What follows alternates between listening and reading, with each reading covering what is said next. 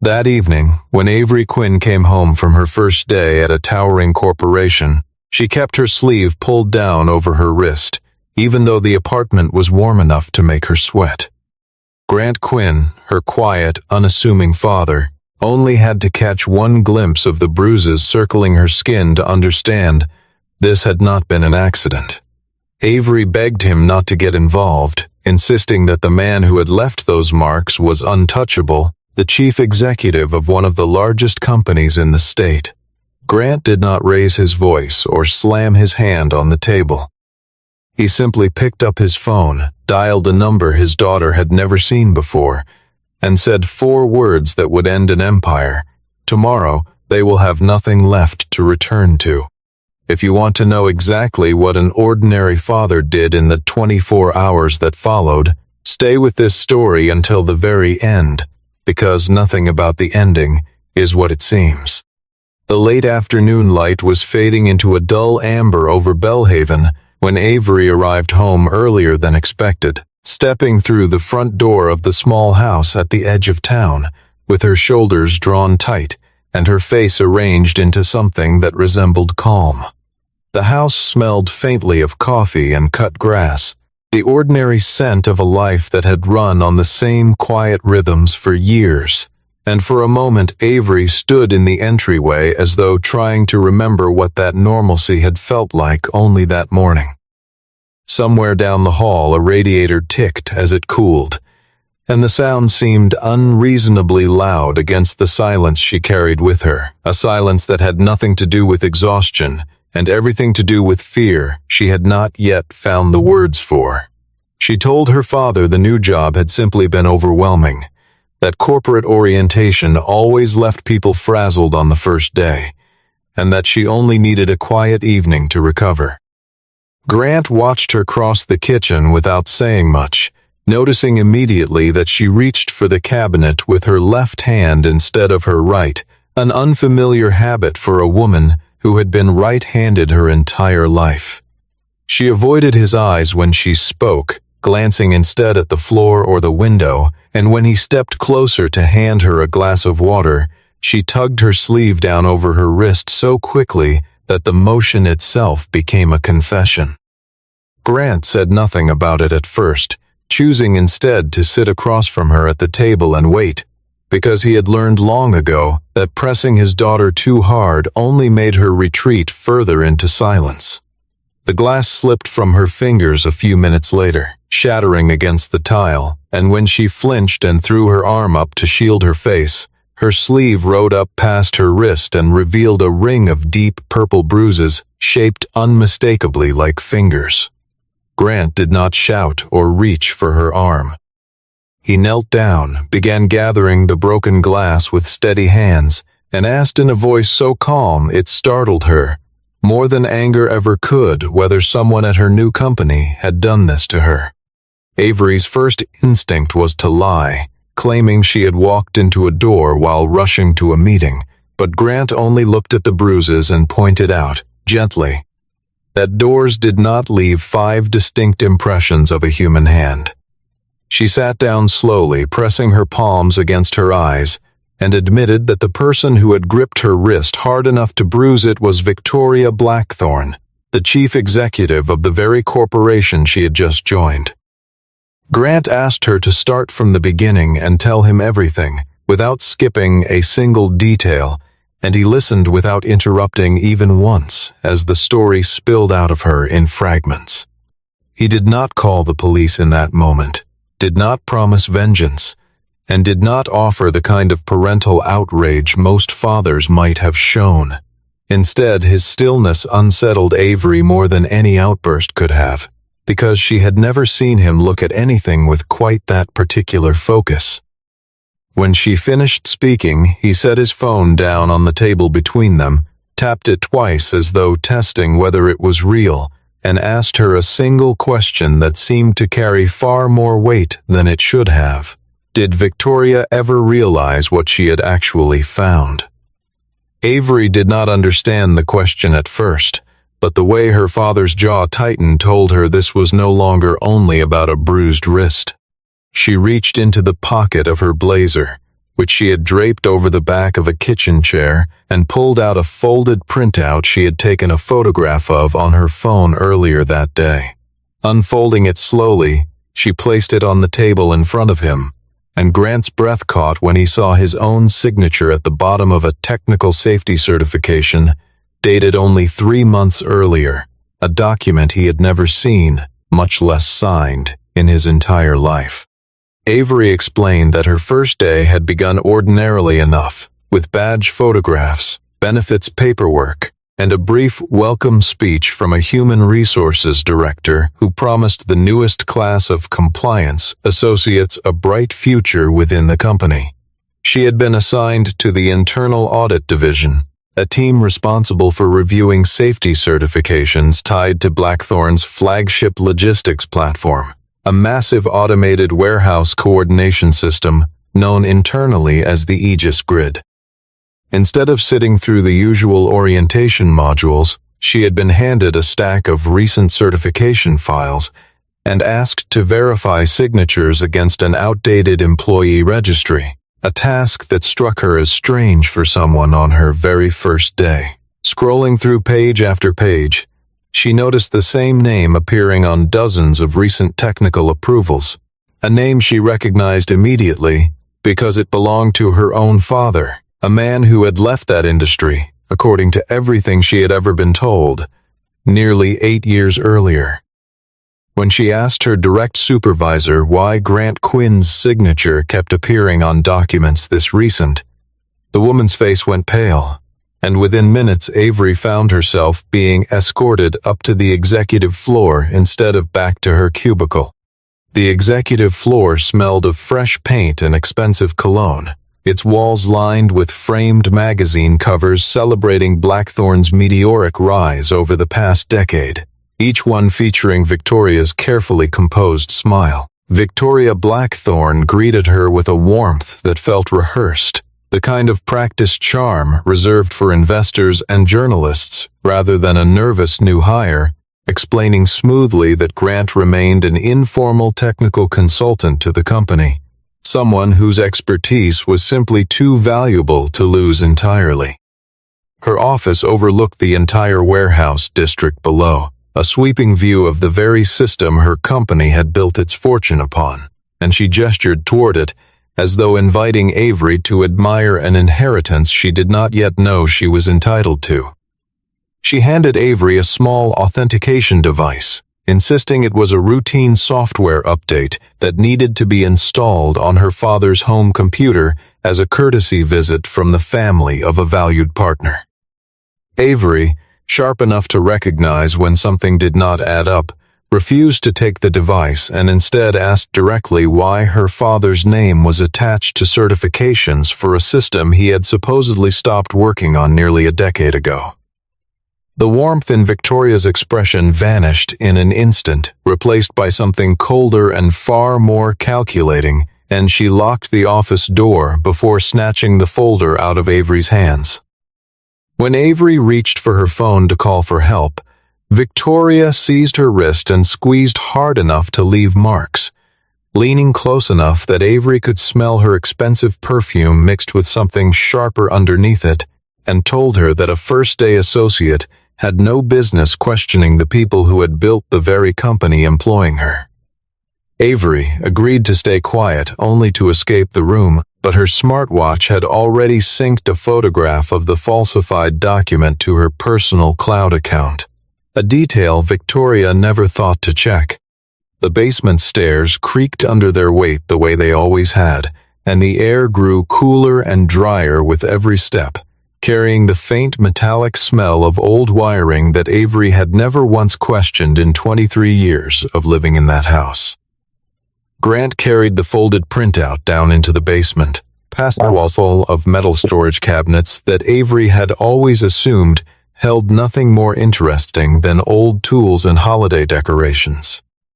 She had spent entire childhood afternoons down here searching for Christmas lights or camping gear, never once suspecting that the ordinary clutter was arranged quite deliberately to discourage exactly that kind of curiosity. Behind a hidden panel sat a small workroom containing an offline server rack, rolled blueprints, and a fireproof safe filled with sealed contracts, none of which Avery had ever known existed inside her own home. Grant explained, in the same measured tone he used for everything, that he had once been the lead architect and co-inventor of the Aegis grid system, the very technology now running nearly every warehouse and distribution center Blackthornne Dynamics operated across 3 states. 8 years earlier, he had left the company after refusing to stay silent about safety failures the leadership team wanted buried, a decision that had cost him nearly everything he had built over a decade of 18-hour days and sleepless nights spent perfecting a system he genuinely believed could make warehouses safer for the people working inside them. He had watched colleagues he once trusted look the other way, while executives above him decided that quarterly earnings mattered more than the well-being of workers standing near machines, moving at speeds those workers could never outrun. Leaving had not felt like courage at the time. It had felt like failure, like walking away from the one thing he had ever built that mattered, and for years afterward he had wondered privately whether the fight had even been worth it. But when he transferred the operating rights to Blackthorne, some quiet, stubborn instinct had made him keep ownership of the foundational patents through a private legal entity called the Quinn Technical Trust, a decision he had never fully explained to anyone, including his own daughter. The contract governing that transfer included an emergency clause allowing him to suspend the company's license to use his technology under 4 specific conditions, conditions that suddenly felt less theoretical with every passing minute. Those conditions were narrow but unmistakable: falsifying safety reports, forging his technical signature, retaliating against or threatening an employee who uncovered wrongdoing, and continuing to operate the system after being warned of a credible risk to human safety. Grant laid the printout beside 3 older documents bearing his authentic signature, and even Avery, with no forensic training, could see subtle differences in the pressure and rhythm of the handwriting once they were placed side by side.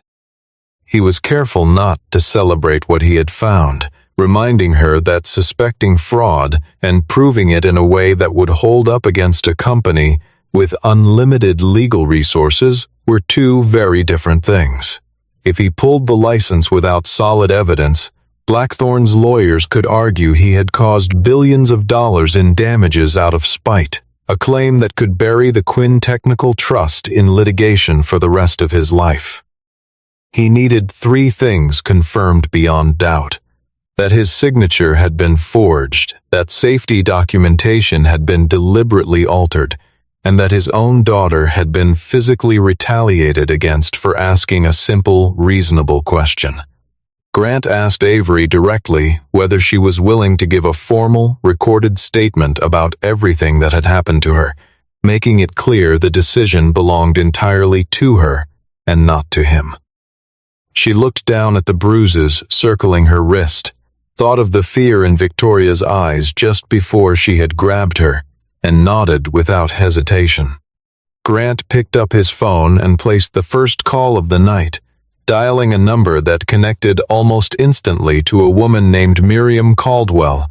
a retired commercial court judge who now served as counsel for the Quinn Technical Trust. He said only a handful of words, calm and deliberate, informing her that he was activating Clause 17 and starting the 24-hour countdown written into the original licensing agreement. Miriam did not ask him to repeat himself, though she did warn him, in a voice sharpened by decades of courtroom experience, that the moment this clause was triggered, Victoria Blackthorne would know almost immediately that something had gone terribly wrong for her company.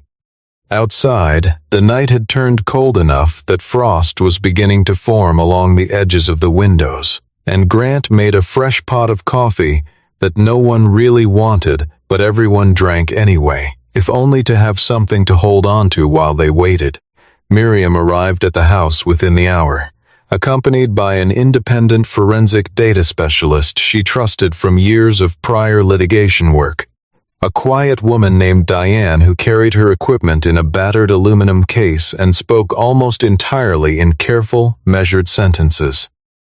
Diane set up her laptop at the kitchen table, without wasting a single motion, and within minutes, the small room that had once held nothing more dramatic than homework and holiday dinners had become the operations center for what would eventually bring down a multi-billion-dollar corporation. Together, they photographed the bruising on Avery's wrist from multiple angles, recorded her statement in full, and pulled the metadata from the photograph automatically synced by her smartwatch earlier that day.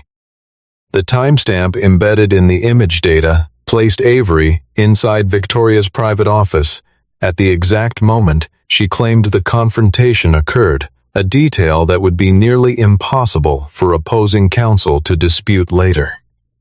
The forensic specialist then turned her attention to the certification documents themselves, running the digital signature through a verification algorithm that revealed something Grant had not anticipated even in his most suspicious moments. Whoever had forged his signature had used an authentication key that expired 8 years earlier, meaning they understood the Aegis grid system deeply enough to replicate his handwriting patterns, but had no idea he had quietly embedded a hidden identifier inside every document he had ever legitimately signed. While the team worked, Victoria Blackthornne received an automated alert on her private terminal informing her that the Quinn Technical Trust had opened an emergency compliance review, a notification she had hoped never to see again after all these years. She called Avery directly, her voice syrupy with false concern,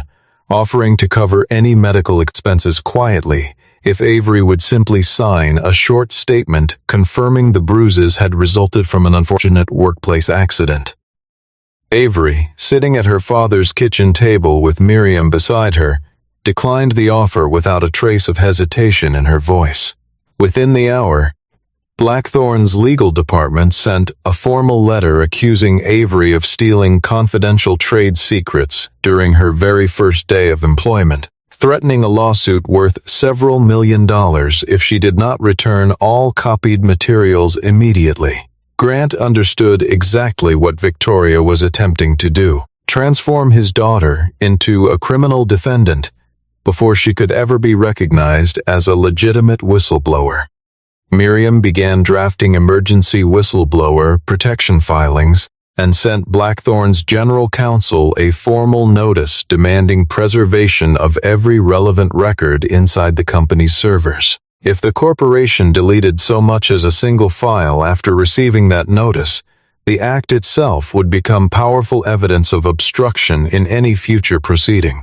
As the clock crept toward midnight, Grant's phone buzzed with an email from an unfamiliar address, containing only one unsettling line: "I still have the original versions of the reports they altered." The sender identified herself moments later as Evelyn Hart, the head of Blackthorne's internal audit division, the very team Avery had been assigned to on her first day. Grant, Miriam, and Avery met Evelyn shortly before midnight at an all-night diner near the edge of the industrial district, choosing the location because it offered privacy without the formality of an office. The diner was nearly empty at that hour, its fluorescent lights humming faintly overhead, and the only other customer was a long-haul truck driver hunched over a cup of coffee at the far end of the counter, paying no attention to the 4 strangers gathering quietly in a corner booth. Steam rose from Miriam's untouched coffee while Avery turned her water glass slowly in circles on the table. Unable to keep her hands still, the vinyl booth cushion cracked and worn beneath them in a way that felt strangely comforting against the tension of the night. Evelyn arrived carrying a worn leather satchel and explaining, almost before she sat down, that Blackthorne had been falsifying safety certifications for the Aegis grid system for well over 2 years. The system had developed a recurring defect that allowed certain autonomous transport vehicles to briefly operate outside their designated safety corridors, a flaw that had never caused a fatality but had triggered dozens of near collisions inside crowded warehouse floors. Rather than halt operations to fix the underlying code, company leadership had ordered the audit team to quietly rewrite incident reports, downgrading language from dangerous to routine and burying the true frequency of the malfunctions. Evelyn had kept copies of the original, unaltered reports for over a year, terrified to come forward because Victoria had a documented history of destroying the careers of employees who raised uncomfortable questions. Evelyn admitted that she had rehearsed this exact conversation in her head dozens of times over the past year, always finding some new reason to talk herself out of it before morning came. She had a mortgage, an aging mother in assisted living 2 towns over, and a reputation inside the industry that would be difficult to rebuild if Victoria decided to make an example of her. Watching Avery walk out of her first day of employment with bruises on her wrist had finally convinced Evelyn that silence was no longer an option she could live with, because she understood, more clearly than anyone else in that diner, exactly how far Victoria was willing to go to protect what she had built. She slid the satchel across the table to Grant, who spent several minutes reviewing the contents under the dim overhead light of the diner, his expression growing darker with every page he turned. Meanwhile, across town, Victoria had summoned her entire legal team to an emergency midnight meeting inside Blackthorne's glass-walled headquarters, demanding they find any possible way to block the Quinn Technical Trust from suspending the operating license. Preston Vale, the company's chief legal counsel, warned her bluntly that a safety-based suspension clause, once triggered with credible evidence of forgery, was almost impossible for any court to overturn on short notice.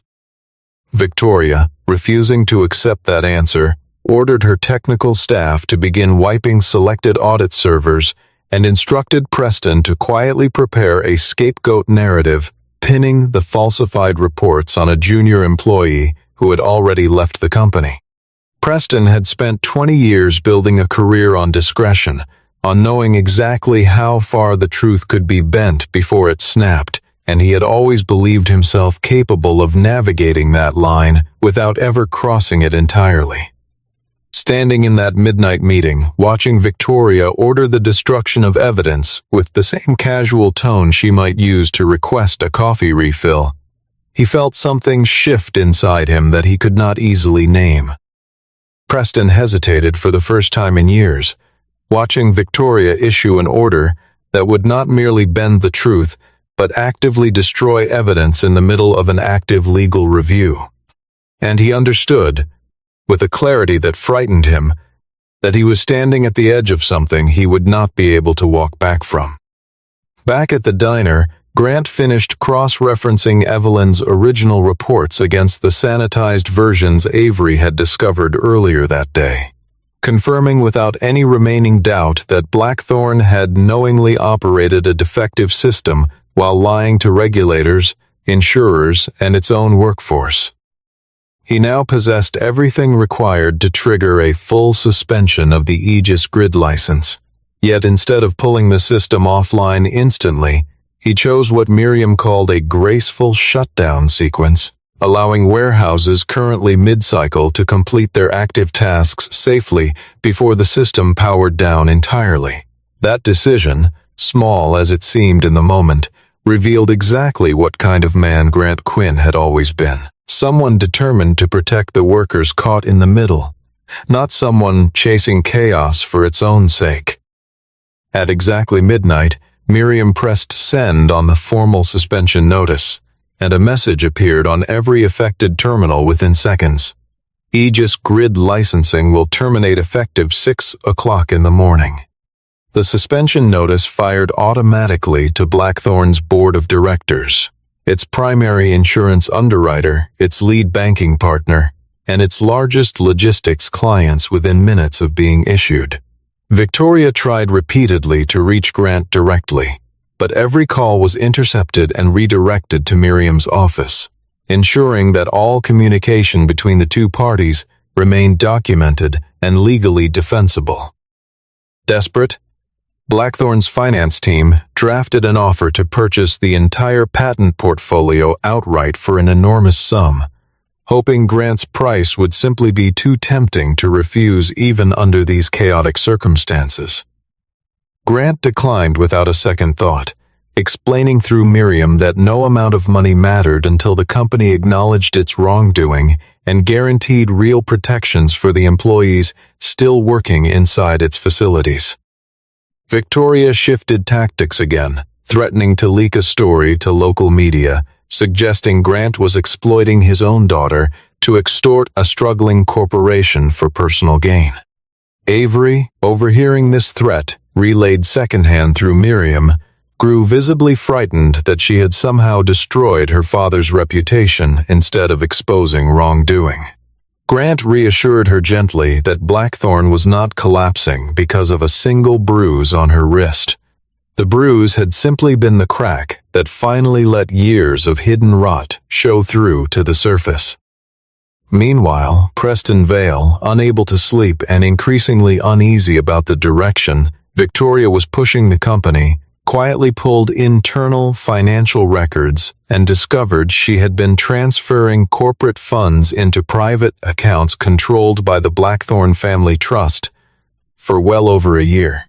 The company, it turned out, was already drowning in debt far beyond what public filings suggested, surviving only because falsified growth reports had kept lenders and investors calm.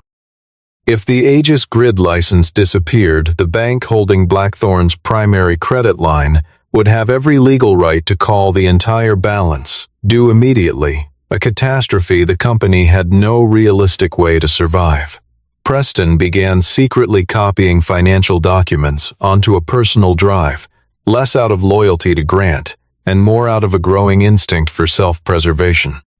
Inside the Blackthorne data center, rows of servers blinked steadily in the darkness, while exhausted engineers stared at countdown timers they had never expected to see activated outside of a training simulation. Nobody in that room had ever actually tested what would happen if the suspension clause were triggered for real, and the uncertainty on their faces made it clear they were improvising as much as anyone else that night. At 2 minutes before 6 in the morning, Victoria ordered her technical staff to override the shutdown sequence by any means necessary, refusing to accept that a single outside party could halt operations across her entire company, her voice cracking with a desperation none of them had ever heard from her before. The engineers discovered within minutes that final administrative authority over the Aegis Grid's core licensing server had never actually transferred to Blackthorne. It remained permanently rooted in the Quinn Technical Trust, exactly as Grant had structured it 8 years earlier. At precisely 6 o'clock, hundreds of warehouse facilities across 3 states shifted into a controlled safety mode, completed their final scheduled tasks, and powered down in careful, staggered sequence. No alarms blared, no accidents occurred, and no worker was ever placed in danger during the shutdown, a detail Grant had insisted upon from the very beginning of the process. Exactly 1 minute later, Blackthorne's primary lending bank froze a credit line worth $600 million, citing an immediate and material breach of the company's operating covenants. Employees arriving for the morning shift found darkened terminals, silent conveyor systems, and confused floor supervisors who had received no advance warning that anything unusual was happening. Major logistics clients, alerted automatically by their own compliance software, began invoking contract clauses allowing immediate cancellation whenever a vendor's core operating license lapsed without warning.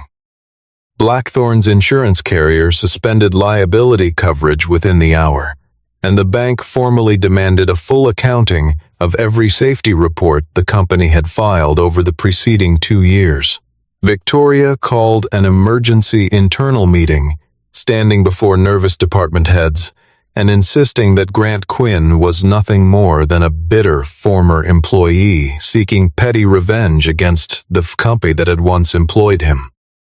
Unbeknownst to her, Miriam had already forwarded the forged signature evidence to state regulators hours earlier, and word of a formal investigation was beginning to spread through the company's upper ranks like smoke under a closed door. Victoria, growing increasingly desperate, ordered building security to bring Avery back into the office under the pretense of clarifying the supposed data theft allegations from the previous day. Grant did not stop his daughter from going, but he insisted that any meeting take place only with legal counsel present and witnesses recording every word spoken. She thought about the version of herself who had walked into that building only a day earlier, eager and nervous and utterly unprepared for what she would find, and realized she no longer recognized that person at all.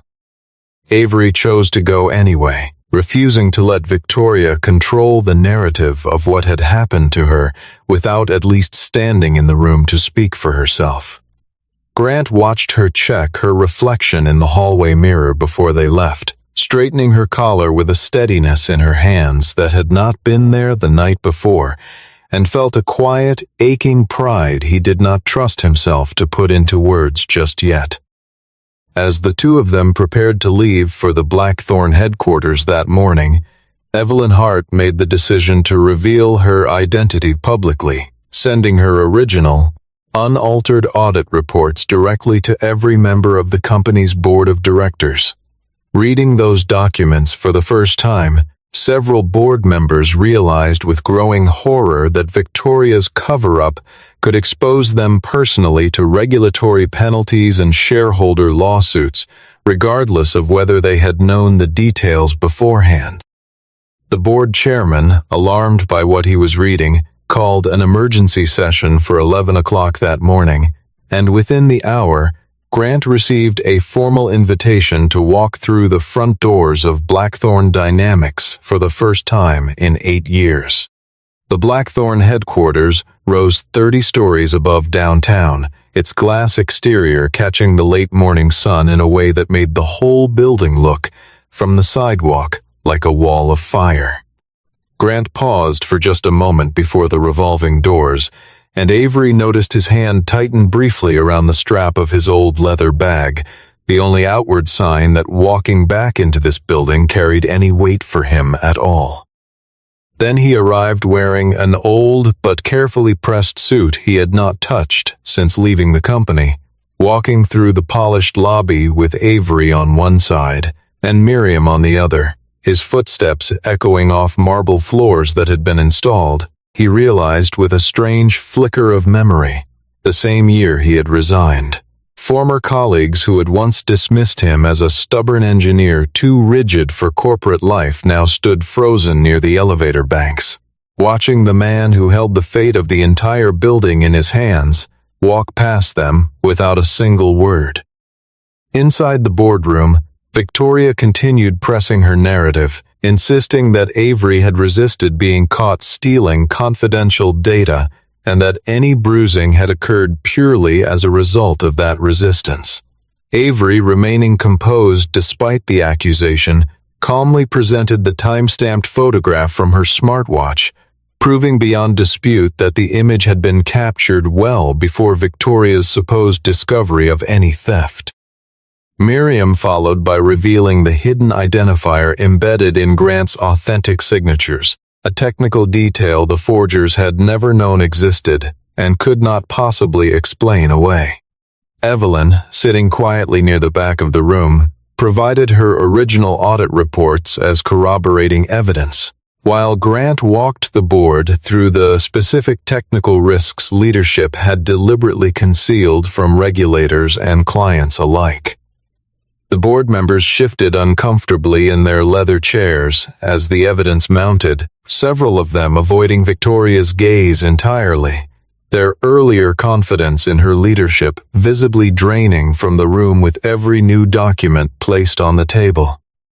One older board member, a silver-haired man who had sat on Blackthornne's board since its founding, finally removed his glasses and set them down with a quiet, deliberate motion, as though signaling that he had heard enough. Cornered from every direction, Victoria pivoted abruptly, offering to restore the safety measures immediately and begging the board to consider the thousands of ordinary employees whose jobs now hung in the balance because of the shutdown.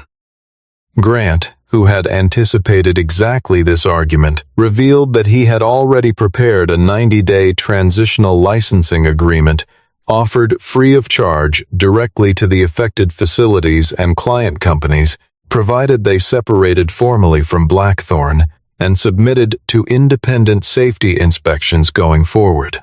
The ordinary workers on the warehouse floor, he made clear, would not be made to suffer for decisions made far above their heads by executives chasing profit at the expense of basic safety. Victoria realized in that moment that Grant had not merely suspended a piece of software. He had systematically removed her last remaining ability to use frightened employees as leverage against him. Just as the tension in the room seemed to reach its peak, Preston Vale walked in quietly and placed a thick folder on the table in front of the stunned board members. Inside were detailed records proving Victoria had been siphoning corporate funds into the Blackthorne family trust for well over a year, using falsified growth reports to secure loans the company had no realistic ability to repay. Preston explained that he had chosen to cooperate fully with both the board and outside investigators, understanding that continued loyalty to Victoria would only pull him further down alongside her. The banks, once informed of these newly uncovered financial irregularities, immediately declared Blackthorne in breach of its remaining credit covenants, triggering a cascade of simultaneous loan defaults the company had no way to absorb. The board voted within the hour to remove Victoria from her position as chief executive, stripping her of operational authority effective immediately.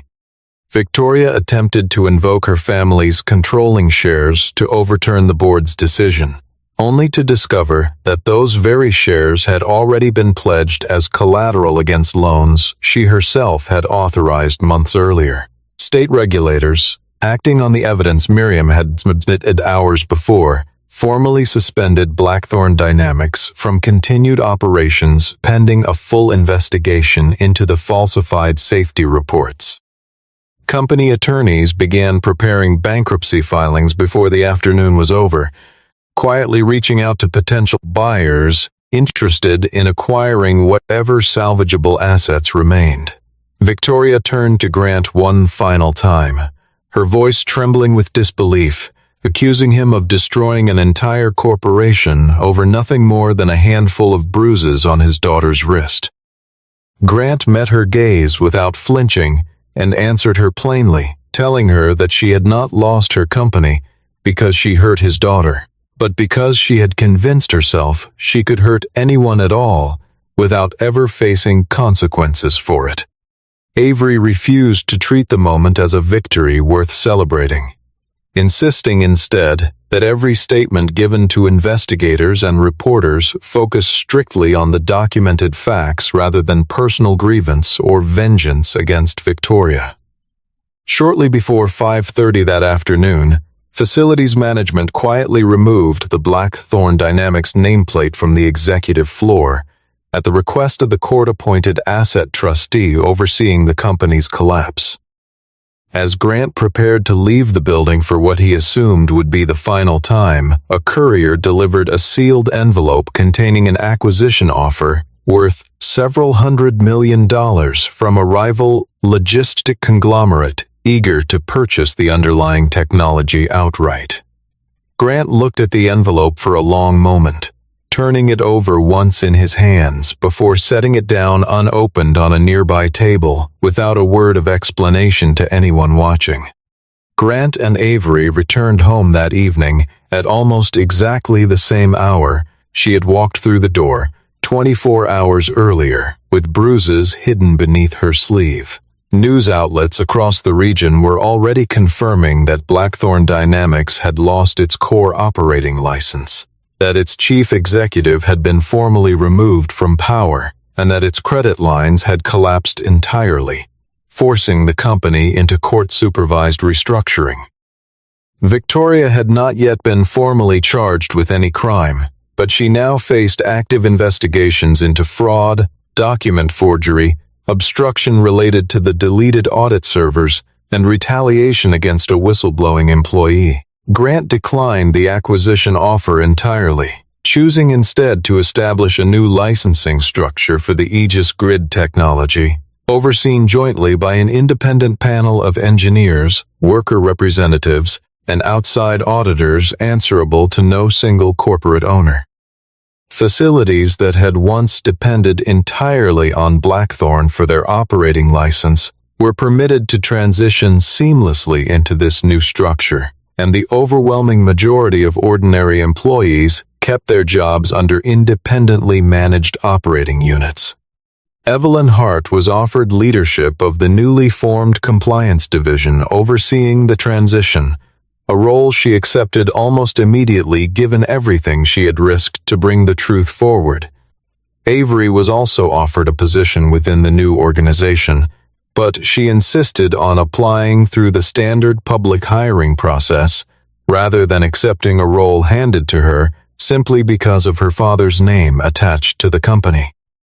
Grant respected her decision completely, understanding better than most people ever could why she needed to build something entirely her own rather than inherit it. In the quiet kitchen where this entire chain of events had begun almost exactly 24 hours earlier, Avery sat peeling back the thin bandage still wrapped loosely around her wrist, revealing bruises that had faded from deep purple into a dull, fading yellow-green. She asked her father whether he had known from the very beginning that the company would collapse so completely in such a short span of time. Grant considered the question carefully before answering, telling her honestly that he had never known for certain how things would end, only that the truth, once released, would eventually force every person inside that building to make a choice they could no longer avoid. He reached across the table and, for the first time all day, took her hand gently in his, careful to avoid the fading bruises still visible along her wrist, and told her that he had spent 8 years hoping he would never have to use the protections he had built into that old contract. Part of him, he admitted quietly, had almost convinced himself that keeping the Quinn Technical Trust active all this time had been nothing more than stubborn pride. A grudge he refused to let go of long after it stopped mattering to anyone but him. Watching his daughter walk through the door with bruises on her wrist had answered that question for him in a single instant, reminding him exactly why he had never signed those rights away completely, no matter how many times Blackthorne's lawyers had asked him to reconsider over the years. Blackthornne Dynamics had not fallen because of one phone call or one lucky discovery. It had fallen because, one by one, the people inside its walls finally stopped protecting a lie that had grown too large and too dangerous to sustain any longer. Avery glanced toward the phone resting on the table, the same device her father had picked up the night before to make that very first call, and asked him quietly who exactly he had contacted before anyone else. Grant allowed himself a small, tired smile, telling her he had called the one person Victoria Blackthorne had never once imagined she would need to fear again, a woman who still kept the original, unaltered contract locked safely inside a fireproof box for exactly a moment like this one.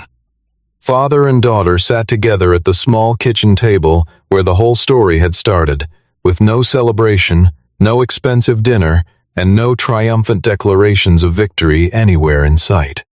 Grant simply asked Avery what she wanted to do tomorrow, now that the storm of the last day had finally settled into something quieter and more ordinary. She answered without hesitation, telling him she planned to start over completely, but that this time, whatever she built for herself, she would never again allow herself to stay silent about anything that mattered. Outside the small house, evening settled gently over Belhaven, while across town the executive floor of what had once been Blackthornne Dynamics stood dark and empty for the first time in decades.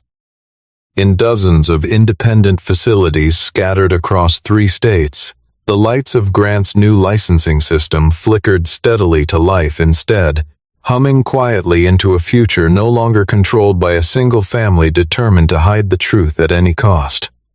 Somewhere among those warehouses, a night shift supervisor who had worked under the old system for 6 years walked the floor beneath the new independent safety markers, noticing for the first time in a long while that the machines around her seemed to move with a caution that had never quite been there before. She did not know the name Grant Quinn, and she never would, but she would go home that night to her own family without the quiet unease she had carried for years without ever fully understanding why. In the small kitchen back in Belhaven, Avery finally rose from the table, rinsed her glass at the sink, and set it carefully in the drying rack beside her father's, an ordinary gesture that, after everything, felt like the beginning of something steadier than either of them had expected the day to end with.